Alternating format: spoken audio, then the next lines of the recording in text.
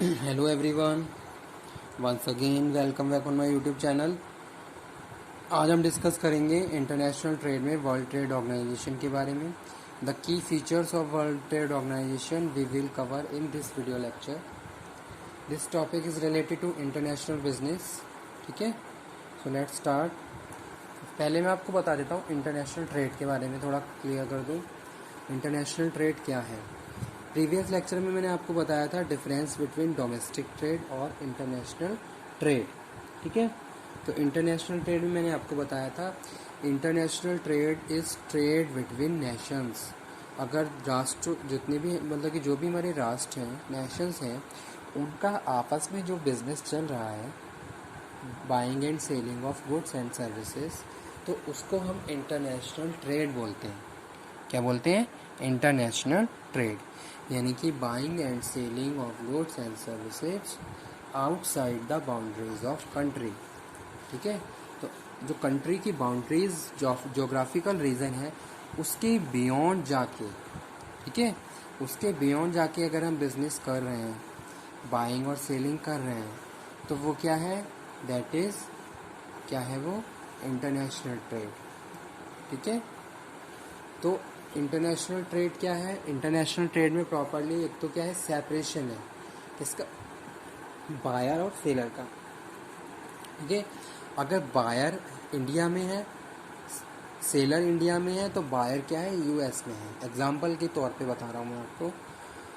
तो दोनों का क्या है? प्रॉपरली सेपरेशन है, प्रॉपरली सेपरेशन है। तो यहाँ पे कंफ्यूजन का कोई भी चांसेस नहीं है। एक तरफ बायर है और दूसरी तरफ सेलर है। बायर क्या कर रहा है? सामान को खरीद रहा है और सेलर सामान को बेच रहा है। लेकिन क्या है, बियॉन्ड जो भी जोग्राफिकल जो हमारी जोग्राफिकल रीजन है उसके अलग हटके, यानी कि उससे दूर जाके। ठीक है, डोमेस्टिक ट्रेड में क्या होता है? ट्रेड बिटवीन कंट्री, देश के अंदर जो भी ट्रेडिंग चल रही है, बाइंग एंड सेलिंग, तो उसी में बायर है और उसी में सेलर है। लेकिन हम बात करें इंटरनेशनल ट्रेड की, तो इंटरनेशनल ट्रेड में बायर और सेलर का प्रॉपरली सेपरेशन है।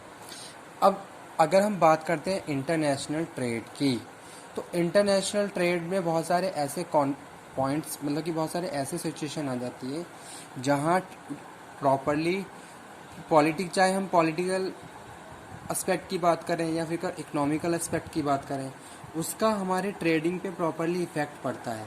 अगर किसी भी एक कंट्री की पॉलिटिकल इश्यूज़ या फिर इकोनॉमिक कंडीशन प्रॉपर नहीं है, तो उसका इफ़ेक्ट किस पे? उस कंट्री की ट्रेड पे, इंटरनेशनल बिजनेस पे पड़ता है। यहाँ पे हम किसकी बात कर रहे हैं? यहाँ पे हम बात कर रहे हैं वर्ल्ड ट्रेड ऑर्गेनाइजेशन की।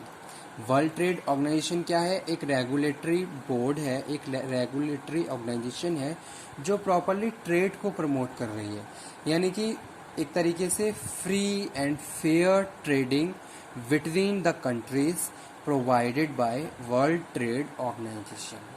ठीक है, वर्ल्ड ट्रेड ऑर्गेनाइजेशन क्या है? एक इंटरनेशनल ऑर्गेनाइजेशन है जो फ्री और fair practices of trading provided by countries in international business और इंटरनेशनल ट्रेडिंग।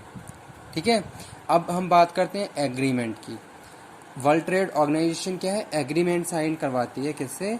मेंबर कंट्रीज से। ठीक है, वर्ल्ड ट्रेड ऑर्गेनाइजेशन की बहुत सारी मेंबर कंट्रीज हैं जो, जैसे अभी फ़िलहाल तो 164 का लिखा हुआ है यहाँ पे, एक बार आप ये चेक कर लीजिए। वैसे तो ये सही है, जैसे 164 मेंबर हैं। अब 164 मेंबर ने आपस में मतलब कि वर्ल्ड ट्रेड ऑर्गेनाइजेशन का जो भी ट्रेडिंग का एग्रीमेंट है वो साइन किया। अब ये और कंट्री जब भी ट्रेडिंग करेंगी आपस में, तो जो भी लिमिटेशन एग्रीमेंट में दी गई हैं, यानी कि जो भी कंडीशंस एग्रीमेंट में दी गई हैं, उसी के हिसाब से ट्रेडिंग करेंगी। ठीक है, तो वो यहाँ पे हम बात कर रहे हैं, इससे अलग जाके ट्रेडिंग नहीं कर सकती हैं। इस तो वर्ल्ड ट्रेड ऑर्गेनाइजेशन क्या कर रहा है? एक तो हमारे पॉलिटिकल रिलेशंस हैं उनको हेल्दी कर रहा है, प्रॉपरली ट्रेडिंग हमारे आपस में चल रही है। ठीक है, यानी कि smooth and providing policy, framework, structure monetary transaction, balance of payment, balance of trade, all the factors considered by World Trade Organization. तो चलिए पहले इसके की पॉइंट्स भी पता कर लेते हैं क्या हैं. World trade organisation is an inter government organisation that is concern with regulation of international trade between nations. ठीक है, यानी कि जो मेन अभी मैंने जो पॉइंट बताया था वही है. World trade organisation is an inter government, यानी कि इंटर गवर्नमेंट ऑर्गेनाइजेशन है that is concern with regulation. Main point क्या है? Regulation of international trade between Nations.